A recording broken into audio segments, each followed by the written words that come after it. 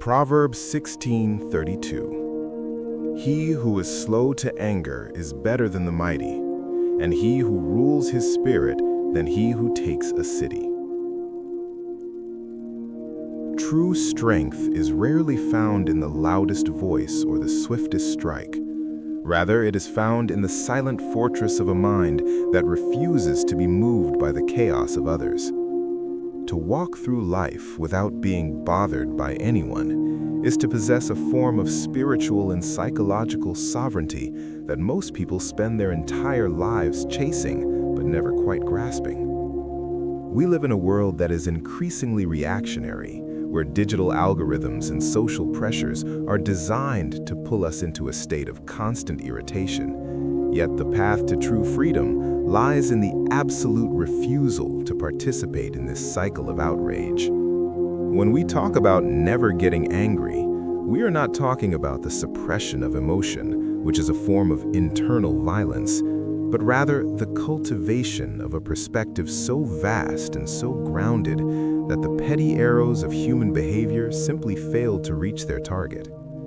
This journey begins with the radical realization that your peace is a private property, and no one can enter it unless you hand them the keys. Most of us walk around with our keys hanging from our belts, inviting every rude stranger, every critical family member, and every digital troll to walk right into our mental sanctuary and wreck the furniture. To stop being bothered, you must first reclaim those keys and understand that an insult is only an insult if you accept it as such. Otherwise, it is merely noise in the wind. The mechanics of staying unbothered require us to deconstruct the ego's desperate need to be seen, respected, and validated by people who often do not even respect themselves.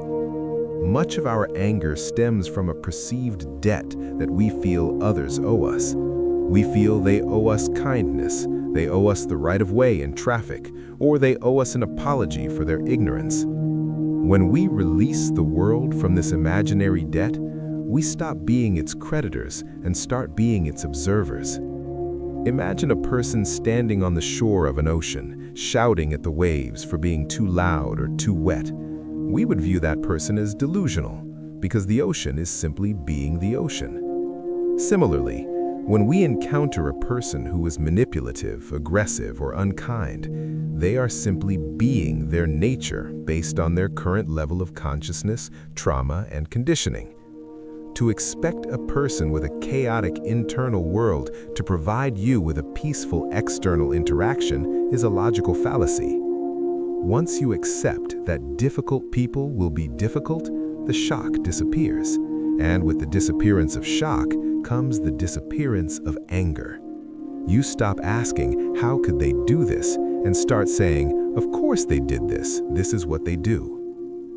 This shift in perspective is bolstered by the understanding of the transience of the provocation. Everything that irritates us today has an expiration date, and usually that date is much sooner than we realize. If you look back at the things that made your blood boil 3 years ago, most of them have dissolved into the fog of memory. Yet at the moment they occurred, they felt like life-altering injustices. By adopting a long view of time, you can effectively shrink the giants of today into the ants of tomorrow. When someone offends you, visualize yourself 10 years into the future looking back at this moment. From that distance, the offense looks like a tiny, insignificant speck.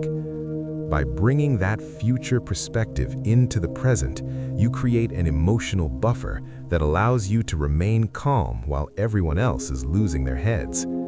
You begin to value your calm as a finite resource, much like money or time, and you become incredibly stingy with who you spend it on. You realize that getting angry at a fool is essentially paying a tax to that fool. You are giving them your heart rate, your sleep, your digestion, and your focus, and the price is simply too high to pay.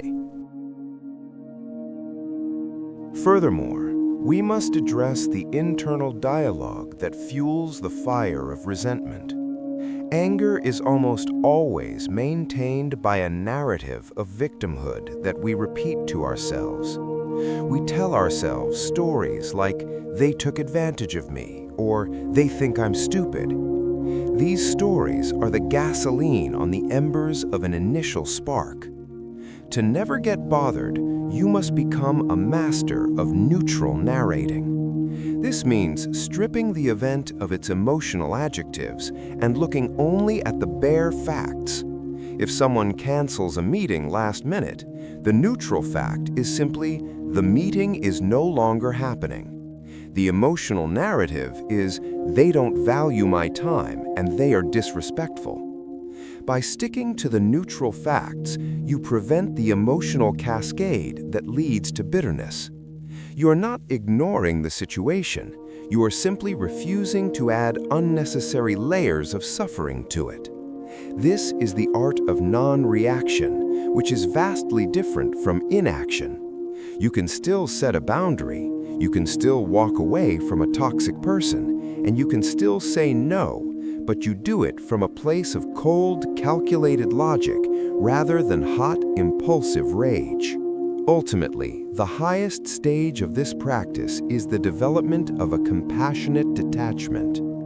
This is the realization that every person who bothers you is fighting a battle you know nothing about.